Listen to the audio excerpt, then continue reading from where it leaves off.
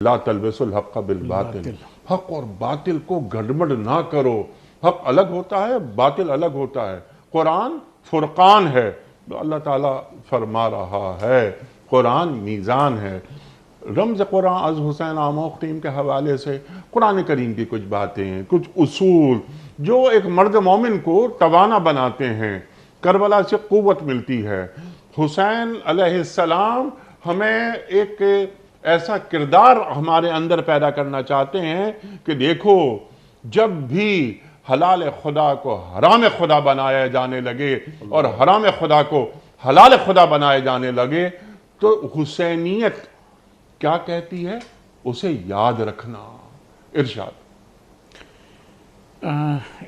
بہت ہی عمدہ گفتگو ہو رہی ہے اور علامہ صاحب نے جیسا کہ وضاحت کی، اسی بات کو تھوڑا سا ہم آگے بڑھاتے ہیں۔ دیکھیں، رمز قرآن کیا ہے؟ رمز قرآن بنیادی طور کے اوپر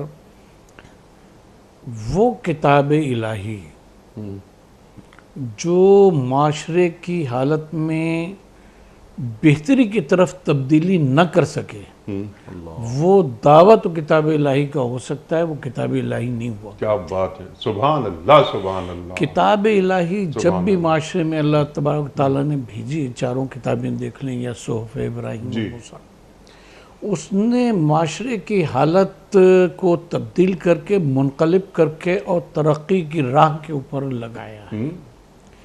اس سے معاشرے توانا اور مضبوط ہوتے ہیں۔